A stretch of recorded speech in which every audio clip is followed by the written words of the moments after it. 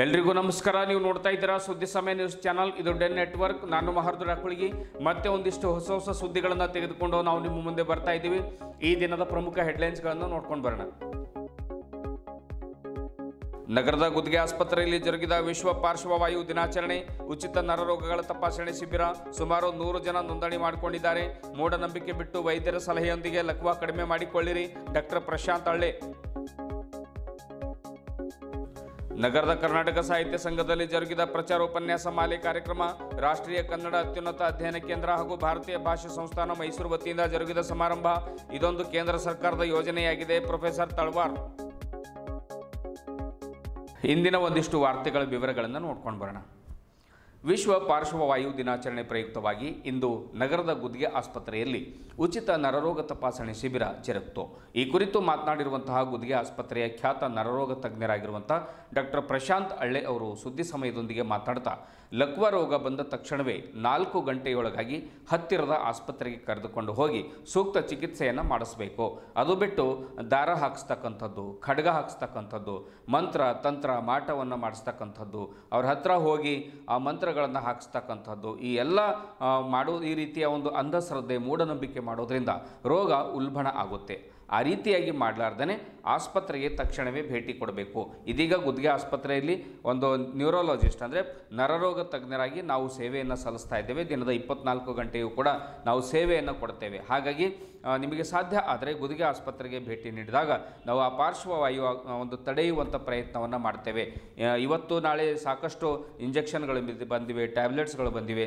ಇವೆಲ್ಲವುಗಳನ್ನು ರೋಗಿಯ ದೇಹದ ಒಳಗಡೆ ಒಂದು ಔಷಧಿ ತೆಗೆದುಕೊಳ್ಳುವಂಥ ಪ್ರಯತ್ನ ಮಾಡಬೇಕೇ ವಿನಃ ಮೂಢನಂಬಿಕೆಗಳಿಗೆ ಯಾವುದೇ ಕಾರಣಕ್ಕೂ ಕೂಡ ಬಲಿಯಾಗಬಾರ್ದು. ಆಮೇಲೆ ಪಾರ್ಶ್ವವಾಯು ರೋಗ ಬರದಂತೆ ಉತ್ತಮ ಆಹಾರ ಪದ್ಧತಿಯನ್ನು ಅಳವಡಿಸ್ಕೋಬೇಕು. ಪುರುಷರು ದುಶ್ಚಟಗಳಿಂದ ದೂರ ಇರಬೇಕು. ಪದೇ ಪದೇ ಆರೋಗ್ಯ ತಪಾಸಣೆಯನ್ನು ಮಾಡಿಸ್ಕೊಳ್ಬೇಕು.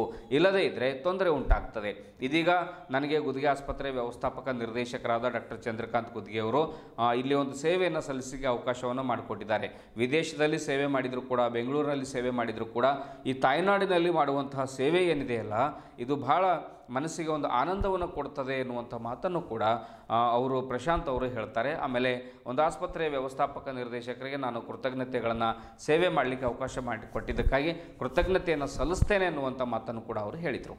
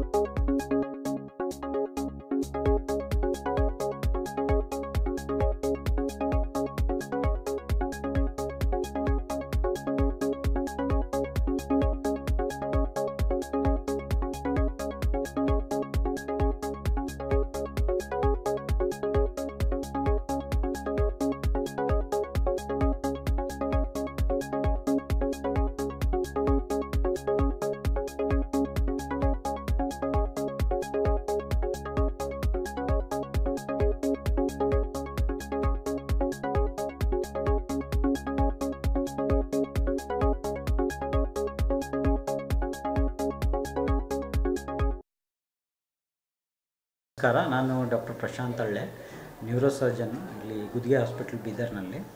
ಇಂದು ಅಕ್ಟೋಬರ್ 29 ವಿಶ್ವ ಪಾರ್ಶ್ವವಾಯು ದಿನವೆಂದು ಆಚರಿಸಲಾಗುತ್ತದೆ, ಅಂದರೆ ವರ್ಲ್ಡ್ ಸ್ಟ್ರೋಕ್ ಡೇ. ಇವತ್ತು ಈ ಸ್ಟ್ರೋಕ್ ಡೇ ವಿಶ್ವಾದ್ಯಂತ ಆಚರಿಸೋದು ಒಂದೇ ಉದ್ದೇಶ, ಟು ಕ್ರಿಯೇಟ್ ಅವೇರ್ನೆಸ್. ಜನರಲ್ಲಿ ಒಂದು ಅವೇರ್ನೆಸ್ ಕ್ರಿಯೇಟ್ ಮಾಡೋದು. ಸ್ಟ್ರೋಕ್ ಅಂದ್ರೇನು, ಕಾಮನ್ ಆಗಿ ಸ್ಟ್ರೋಕ್ ಲಕ್ಷಣಗಳೇನು, ಅದ್ರ ಬಗ್ಗೆ ಪ್ರತಿ ಕೊನೆಗೂ ತಲುಪಲಿ, ಇನ್ಫಾರ್ಮೇಷನ್ ತಲುಪಲಿ. ಸೊ ದ್ಯಾಟ್ ಈ ಲಕ್ಷಣಗಳಲ್ಲೂ ಕೆಲವೊಂದು ಸಿಂಪಲ್ ಆಗಿರೋದು, ಇವಾಗ ಬ್ಯಾಲೆನ್ಸ್ ಔಟ್ ಆಗೋದು, ಕಣ್ಣು ಮಂಜು ಕಾಣಿಸೋದು, ಆಮೇಲೆ ಬಾಯಿ ಸೊಟ್ಟಾಗೋದು, ಒಂದೇ ಕಡೆ ಬಾಯಿ ತಿರುಗೋದು, ಜೊಲ್ಲು ಸೋರೋದು, ಕೈ ಕಾಲಲ್ಲಿ ಸ್ವಾಧೀನ ಕಮ್ಮಿ ಆಗೋದು, ಮಾತು ಇದ್ದಕ್ಕಿದ್ದಂಗೆ ಮಾತು ತೊದಲು ಉಂಟಾಗೋದು, ಇವೆಲ್ಲ ಲಕ್ಷಣಗಳು ಯಾರಲ್ಲೇ ಕಂಡು ಬಂದ್ರೂ ಇಮ್ಮಿಡಿಯೇಟಾಗಿ ಹಾಸ್ಪಿಟಲನ್ನು ಸಂಪರ್ಕಿಸಬೇಕು. ವಿದಿನ್ 4 hours ಬಂದ್ರಂತೂ ಇವಾಗಿರೋ ಟ್ರೀಟ್ಮೆಂಟಲ್ಲಿ ಪರಿಪೂರ್ಣವಾಗಿ ಯಾವುದೇ ಪಾರ್ಶ್ವವಾಯು ಸ್ಟ್ರೋಕ್ ಅಂತ ಏನು ಹೇಳ್ತೀವಿ, ಅದರಲ್ಲಿ ಎಸ್ಪೆಷಲಿ ಇಸ್ಕಿಮಿಕ್ ಸ್ಟ್ರೋಕ್ ಅಂದರೆ ರಕ್ತನಾಳ ಬ್ಲಾಕ್ ಆಗಿರುವಂಥದ್ದು ಏನಾದರೂ ಸ್ಟ್ರೋಕ್ ಇದ್ದರೆ ವಿದಿನ್ 4 hours ಬಂದರೆ ಆ ಸ್ಟ್ರೋಕ್ನ ಕ್ಲಾಟ್ನ ಕರಗಿಸೋಂಥ ಇಂಜೆಕ್ಷನ್ಸ್ ಇದ್ದಾವೆ. ಅದರಿಂದ ಯಾವುದೇ ಥರದ ವೀಕ್ನೆಸ್ಸು ಪರಿಪೂರ್ಣವಾಗಿ ರಿವರ್ಸ್ ಮಾಡ್ಬೋದು. ಸೊ ಇದು ಒಂದು ಅವೇರ್ನೆಸ್ ಕ್ರಿಯೇಟ್ ಮಾಡೋದಕ್ಕೋಸ್ಕರ ವಿಶ್ವಾದ್ಯಂತ ನ್ಯೂರಾಲಜಿಸ್ಟು, ನ್ಯೂರೋಸರ್ಜನು, ಆಮೇಲೆ ಬ್ರೈನ್ ಸಂಬಂಧಪಟ್ಟಿದ್ದ ವೈದ್ಯರು ಎಲ್ಲರೂ ಕಷ್ಟಪಡ್ತಾ ಇದ್ದಾರೆ. ಯಾಕೆಂದರೆ ಈ ಅವೇರ್ನೆಸ್ ಇಲ್ಲದೆ ಇರೋ ಕಾರಣಕ್ಕಾಗಿ ಫಸ್ಟ್ ಈ ಯಾವುದೇ ಸಿಂಪ್ಟಮ್ಸ್ ಬಂದಾಗ ಜನರು ಏನು ಮಾಡ್ತಾ ಇದ್ದಾರೆ, ಅಲ್ಲಿ ಇಲ್ಲಿ ಮಾಟ ಮಂತ್ರ ಅಂತ ದಾರ ಹಾಕಿಸ್ಕೊಳ್ಳೋದು, ಇಂಥ ಕಡೆ ಹೋಗಿ ಆ ಅಮೂಲ್ಯವಾದ ಫಸ್ಟ್ 4 hours ಏನಿರುತ್ತೆ ಕಳ್ಕೊಳ್ತಾ ಇದ್ದಾರೆ. ಆ ಅಮೂಲ್ಯವಾದ ಫಸ್ಟ್ 4 hours ಪ್ರತಿ ನಿಮಿಷನೂ ಭಾಳ ಇಂಪಾರ್ಟೆಂಟು. 4 hours ಅಂತೂ ಬೇಡ, ವಿದಿನ್ 1 hour ಬಂದ್ರಂತೂ ಸುಮಾರು 90% ಡ್ಯಾಮೇಜ್ ಆಗೋದನ್ನ ತಡೆಗಟ್ಟಬೋದು. ಇವಾಗ ನೀವೇ ಯೋಚನೆ ಮಾಡಿ, ಒಬ್ಬ ಪೇಷಂಟು ಇಡೀ ಜೀವನ ಲಕ್ವಾ ಹೊಡೆದು ಪ್ಯಾರಲಿಸಿಸ್ ಆಗಿ ಬೆಡ್ ಮೇಲೆ ಮಲ್ಕೊಳ್ಳೋದನ್ನ ಸಂಪೂರ್ಣವಾಗಿ ತಡೆಗಟ್ಟಿ ಅವನಿಗೆ ಒಂದು ಹೊಸ ಜೀವನ ವಿದಿನ್ 4 hours ಕರ್ಕೊಂಡ್ಬಂದರೆ ಕೊಡ್ಬೋದು ಅಂದರೆ ಇದು ಎಂಥ ಅದ್ಭುತವಾದ ಟ್ರೀಟ್ಮೆಂಟ್ ಅಂತ ಹೇಳ್ತೀವಿ. ಸೊ ಈ ವಿಷಯ ಇದೆಯಲ್ಲ, ಪ್ರತಿಯೊಂದು ಹಳ್ಳಿಗೂ ಕೊನೆಗೆ ಇಲ್ಲಿ ಕಾಡು ಪ್ರದೇಶದಲ್ಲಿ ಇರೋ ಜನರಿಗೂ ತಲುಪಬೇಕು. ಬಟ್ ಎಲ್ಲ ಪೇಷಂಟು ಅದೇ ಇರಲ್ಲ. 90% ಜನಗಳು ಆರಾಮಾಗಿ ಟ್ರೀಟ್ಮೆಂಟ್ ಮಾಡಿಕೊಂಡು ಆರಾಮಾಗಿ ಜೀವನವನ್ನು ನಡೆಸ್ಬೋದು. ಸೊ ಈ ಒಂದು ಅವೇರ್ನೆಸ್ಸು ಪುನಃ ಎಫರ್ಟ್ ಹಾಕಿದರೆ ಓವರ್ ಪೀರಿಯಡ್ ಆಫ್ ಟೈಮ್ ಜನರಲ್ಲಿ ಬರ್ತಾ ಹೋಗುತ್ತೆ. So effort should be continuous. ಅದು ಎಫರ್ಟ್ ಮಾಡೋದ್ರಲ್ಲಿ ಇದು ಒಂದು ನಮ್ಮ ಉದ್ದೇಶ ಒಂದು ಸಾಮಾನ್ಯವಾಗಿ ಸ್ಟಾರ್ಟ್ ಆಗಿದೆ. ಇದನ್ನು ನಾವು ಪ್ರತಿ ವರ್ಷ ಹಿಂಗೆ ಮುಂದುವರ್ಸ್ಕೊಂಡು ಹೋಗ್ತೀವಿ. ಡಿಫ್ರೆಂಟ್, ಇವಾಗ ಸ್ಪೈನ್ ಡೇ ಆಗಲಿ ಅವತ್ತು ಮಾಡೋಣ, ಬ್ರೈನ್ ಟ್ಯೂಮರ್ ಡೇ ಆಗಲಿ ಅವತ್ತು ಮಾಡೋಣ, ಸ್ಟ್ರೋಕ್ ಡೇ ಆಗಲಿ. ಸೊ ಪ್ರತಿಯೊಂದು ಅಪಾರ್ಚುನಿಟಿಯನ್ನು ಉಪಯೋಗಿಸ್ಕೊಂಡು ಒಂದು ಅವೇರ್ನೆಸ್ ಕ್ರಿಯೇಟ್ ಮಾಡ್ತಾ ಓವರ್ ಎ ಪೀರಿಯಡ್ ಆಫ್ ಡೆಕೆಡಲ್ಲಿ ಒಂದು ಅವೇರ್ನೆಸ್ ಸಿಟಿಗಳಲ್ಲಿ ಆಲ್ರೆಡಿ ಸುಮಾರು ಪರ್ಸೆಂಟೇಜ್ ಅವೇರ್ನೆಸ್ ಇದೆ. ನಮ್ಮ ಪೆರಿಫೆರಿಯಲ್ಲಿ ಒಂದು ಅವೇರ್ನೆಸ್ ಮೂಡೋ ಪ್ರಯತ್ನ ಇದು. ಸ್ಮಾಲ್ ಅದು ಹೇಳ್ತಾರಲ್ಲ, ಹನಿ ಗೂಡಿದ್ರೇ ಹಳ್ಳ. ಹೀಗೆ ಮುಂದುವರ್ಸ್ಕೊಂಡು ಹೋಗೋಣ, ಅದ್ರ ಫಲ ಸಿಗ್ತಾ ಹೋಗಲಿ ಅಂತ ಈ ಕಾರ್ಯಕ್ರಮವನ್ನು ಇಟ್ಕೊಂಡಿದ್ದೀವಿ. ಹೋಪ್ಲಿ ರೆಸ್ಪಾನ್ಸ್ ಚಲೋ ಇದೆ. ಸೊ ಹಂಗೆ ಮಾಡ್ತಾ ಹೋಗೋಣ, ನಮ್ಮ ಕಡೆ ಭಾಗದ ಹಳ್ಳಿ ಜನರಿಗೆ ಹೆಲ್ಪ್ ಆಗಲಿ ಅಂತ ಒಂದು ಈ ಅವಕಾಶವನ್ನು ಮಾಡಿಕೊಟ್ಟ ಗುದ್ಗೆ ಹಾಸ್ಪಿಟಲ್ ಸಂಸ್ಥಾಪಕರಾದ ಚಂದ್ರಕಾಂತ್ ಗುದ್ಗೆ ಸರಿಗೆ ನಾನು ಧನ್ಯವಾದ ಹೇಳಿ ಒಂದೆರಡು ಮಾತು ಮುಗಿಸ್ತೀನಿ. ನಮಸ್ಕಾರ. ಚಂದ್ರಕಾಂತ್ ಗುದ್ಗೆ, ಅಧ್ಯಕ್ಷರು ಗುದ್ಗೆ ಸೂಪರ್ ಸ್ಪೆಷಾಲಿಟಿ ಆಸ್ಪತ್ರೆ ಬೀದರ್. ಇವತ್ತಿನ ದಿವಸ 29 ಅಕ್ಟೋಬರ್ ವರ್ಲ್ಡ್ ಸ್ಟ್ರೋಕ್ ಡೇ ಅಂದರೆ ವಿಶ್ವ ಪಾರ್ಶ್ವವಾಯು ಅಥವಾ ಲಕ್ವಾ ಪ್ಯಾರಾಲಿಸಿಸ್ ದಿನವನ್ನು ಆಚರಣೆ ಮಾಡುತ್ತಾ ಇದ್ದೀವಿ. ಇವತ್ತಿನ ದಿವಸ ನಮ್ಮಲ್ಲಿ ಅತಿ ವಿಜ್ಞಾನರಾದ ನಮ್ಮ ನ್ಯೂರೋಸರ್ಜನ್ ಡಾಕ್ಟರ್ ಪ್ರಶಾಂತ್ ಅಲ್ಲೆಯವರು ಸುಮಾರು 14 ವರ್ಷ ಸಾಯಿ ಪುಟ್ಪುರ್ತಿ ಬೆಂಗಳೂರಲ್ಲಿ ಸೇವೆ ಸಲ್ಲಿಸಿ 3 ವರ್ಷ ಅಮೇರಿಕಾದಲ್ಲಿ ವಿವಿಧ ಭಾಗದಲ್ಲಿ ಚಿಕಾಗೋ, ನ್ಯೂಯಾರ್ಕ್ ಹಾಗೂ ಸ್ಯಾನ್ ಫ್ರಾನ್ಸಿಸ್ಕೋದಲ್ಲಿ ಸೇವೆ ಸಲ್ಲಿಸಿ ಈಗ ಬೀದರ್ ಜನತೆಗೆ ಸೇವೆ ಸಲ್ಲಿಸಲಿಕ್ಕೆ ಬಂದಿದ್ದಾರೆ. ತುಂಬ ಒಂದು ಸಂತೋಷದ ವಿಷಯ, ಇದೊಂದು ಹೆಮ್ಮೆಯ ವಿಷಯ. ಯಾಕೆಂದರೆ ನಾನು ಸುಮಾರು 5 ವರ್ಷ ಹಿಡಿದು ನ್ಯೂರೋಸರ್ಜನ್ ಗುದ್ಗೆ ಆಸ್ಪತ್ರೆ ತರಬೇಕು ಅಂತ ಪ್ರಯತ್ನ ಮಾಡಿದ್ರು ಅದು ಸಫಲವಾಗಲಿಲ್ಲ. ಅವರು ಹೀಗೆ ನಮಗೆ ಅಚಾನಕ್ ಭೇಟಿಯಾಗಿ ಅವರು ಬರಲಿಕ್ಕೆ ಒಪ್ಪಿಗೆ ಕೊಟ್ಟರು. ಇದು ನಮ್ಮ ತುಂಬ ಸೌಭಾಗ್ಯ, ನಮ್ಮದು ಬೀದರ್ ಜನತೆಯ ಸೌಭಾಗ್ಯ ಕೂಡ ಅಂತೀನಿ ನಾನು ಈ ವಿಷಯದಲ್ಲಿ. ಯಾಕಂದರೆ ಇಂಥ ಪರಿಣಿತ ವೈದ್ಯರು ಜಿಲ್ಲೆ ಪ್ಲೇಸಿಗೆ ಬರೋದು ತುಂಬ ಕಡಿಮೆ.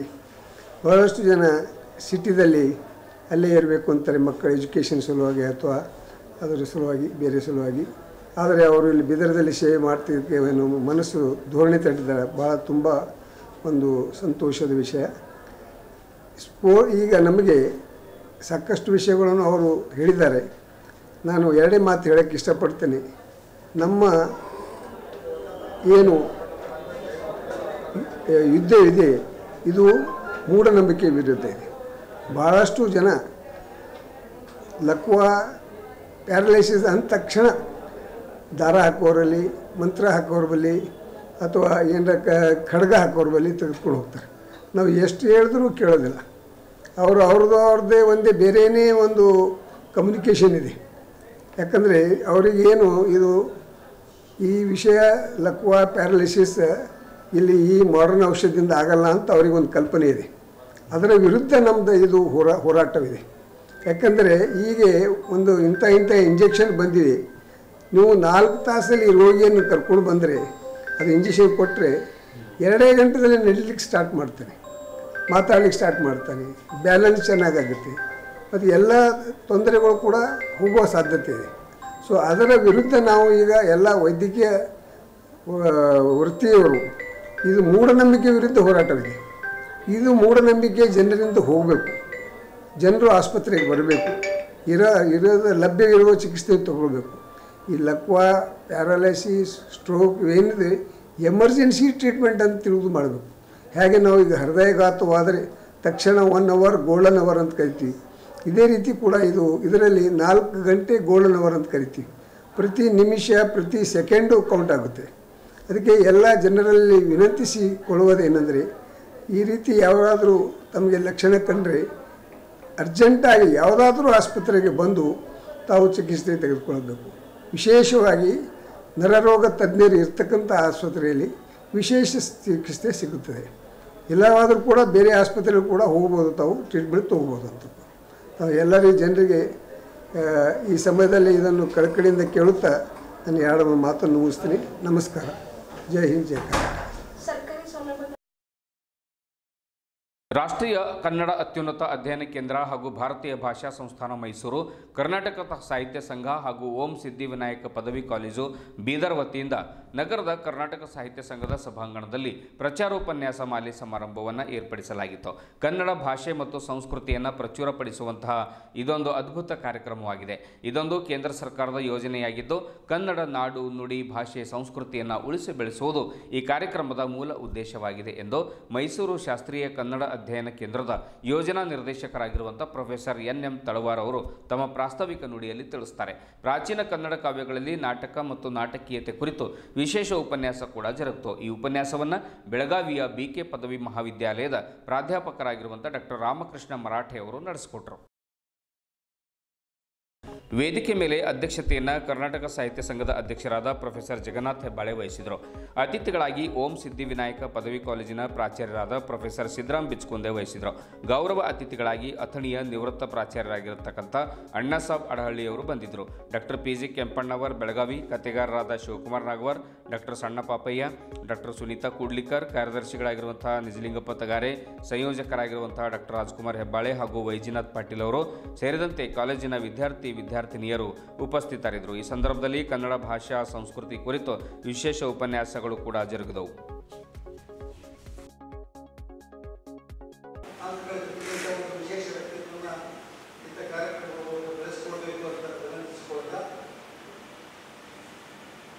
ಶಾಸ್ತ್ರೀಯ ಕನ್ನಡ ಅತ್ಯುನ್ನತ ಅಧ್ಯಯನ ಕೇಂದ್ರದ ಚಟುವಟಿಕೆಗಳ ಬಗ್ಗೆ ಒಂದು 5 ನಿಮಿಷದಲ್ಲಿ ನನ್ನ ಮಾತುಗಳನ್ನು ಹಂಚಿಕೊಳ್ಳಲು ಬಯಸ್ತೇನೆ. ಇದು ನಮಗೆ ಹೊಸ ಹೆಸರು ಅನಿಸ್ಬೋದು, ಶಾಸ್ತ್ರೀಯ ಕನ್ನಡ ಅತ್ಯುನ್ನತ ಅಧ್ಯಯನ ಕೇಂದ್ರ. ಇದು ಮೈಸೂರಿನಲ್ಲಿದೆ. ಭಾರತೀಯ ಭಾಷಾ ಸಂಸ್ಥಾನದ ಅಡಿಯಲ್ಲಿ ಕೆಲಸ ಮಾಡ್ತಾ ಇದೆ. 2008ರಲ್ಲಿ ಕೇಂದ್ರ ಸರ್ಕಾರ ಕನ್ನಡಕ್ಕೆ ಶಾಸ್ತ್ರೀಯ ಭಾಷಾ ಮಾನ್ಯತೆಯನ್ನು ಘೋಷಣೆ ಮಾಡಿದೆ. 2008ರಲ್ಲಿ ಇದು ಕೇಂದ್ರ ಸರ್ಕಾರದ ಒಂದು ಯೋಜನೆ. ಭಾರತದಲ್ಲಿರುವಂತಹ ಅತ್ಯಂತ ಹಳೆಯ ಭಾಷೆಗಳಿಗೆ, ಪ್ರಾಚೀನ ಸಂಸ್ಕೃತಿಯಲ್ಲಿರುವಂತಹ ಭಾಷೆಗಳಿಗೆ ಕೊಡಮಾಡುವಂತಹ ಒಂದು ಯೋಜನೆ ಇದೆ. ಮೊದಲು ತಮಿಳು ಭಾಷೆಗೆ ಶಾಸ್ತ್ರೀಯ ಮಾನ್ಯತೆ ದೊರೆಯಿತು.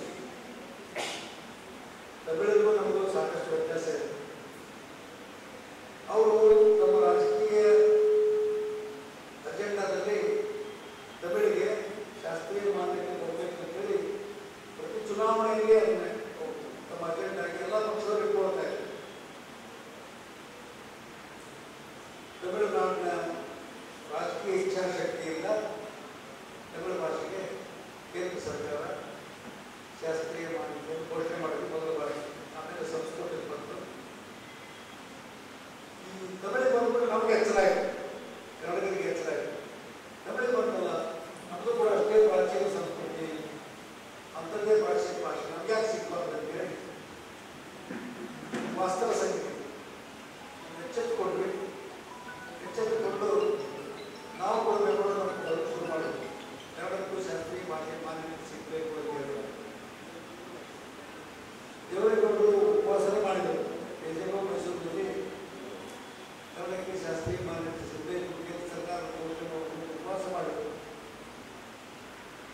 ಆಮೇಲೆ ಪಂಪನ ವಿಕ್ರಮಾರ್ಜುನ ವಿಜಯವೇ ವ್ಯಾಸ ಭಾರತದಿಂದ ಅದು ಉಪಕೃತವಾಗಿ ಹೊರಬರುತ್ತದೆ. ಆದರೆ ಅದು ಕೇವಲ ವ್ಯಾಸ ಭಾರತದ ನಕಲಲ್ಲ. ಪಂಪ ಅಲ್ಲಿ ಪ್ರಾಸಂಗಿಕವಾಗಿ ತನ್ನ ಸೌಪರ್ಣಿಶೀಲತೆಯನ್ನು ತುಂಬಿದ್ದಾರೆ. ಹೀಗಾಗಿ ವಿಕ್ರಮಾರ್ಜುನ ವಿಜಯ ಮತ್ತು ಆದಿಪುರಾಣಗಳು ಸೌಪರ್ಣಿಶೀಲ ಕೃತಿಗಳು ಅಂತ ಹೆಸರಾಗಿವೆ. ಹಾಗೆ ಶ್ರೀವಿಜಯರ ಕವಿರಾಜ ಮಾರ್ಗದಿಂದ ಮೊದಲುಗೊಂಡು 1750 ಗಡಿ ಪ್ರಾಚೀನ ಕಾಲದಿಂದ 1750ವರೆಗಿನ ಕನ್ನಡ ಸಾಹಿತ್ಯವನ್ನು ಶಾಸ್ತ್ರೀಯ ಸಾಹಿತ್ಯ ಅಂತ ಪರಿಗಣಿಸಿ ಕೇಂದ್ರ ಸರ್ಕಾರ ಶಾಸ್ತ್ರೀಯ ಮಾನ್ಯತೆಯನ್ನು ಕೊಡುಗೆ ಮಾಡಿದೆ. ಇದು ನಾವೆಲ್ಲ ಹೆಮ್ಮೆ ಪಡುವಂಥ ವಿಚಾರ, ಅಭಿಮಾನ ಪಡುವಂಥ ವಿಚಾರ.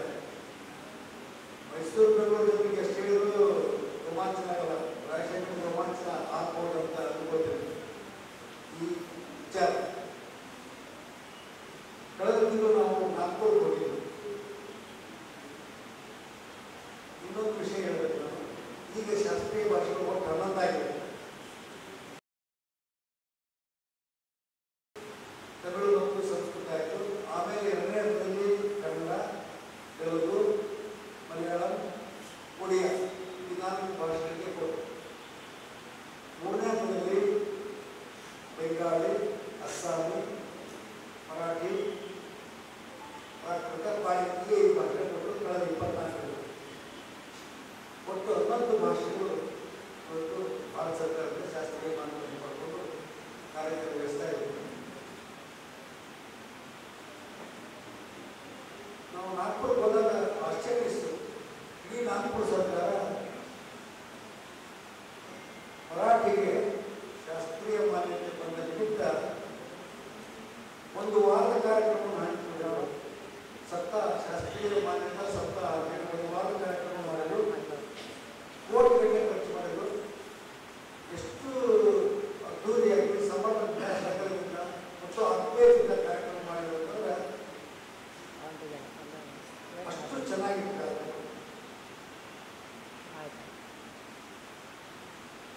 ನಮಗೆ ಶಾಸ್ತ್ರೀಯ ಮಾನ್ಯತೆ ಬಂದಿದೆ, ಆದರೆ ನಮಗೆ ಸಂಭ್ರಮಿಸುವ ಗುಣ ಇದೆ ಅಂತಂದ್ರೆ. ಇದುವರೆಗೂ ಸುದ್ದಿ ಕೊಟ್ಟಿರುವ ನಾನು ಮಹಾರ್ದು ರಾಕುಳಿಗೆ ಮತ್ತೆ ಮುಂದಿನ ವಾರ್ತೆಗಳೊಂದಿಗೆ ಭೇಟಿಯಾಗೋಣ. ವಂದನೆಗಳು.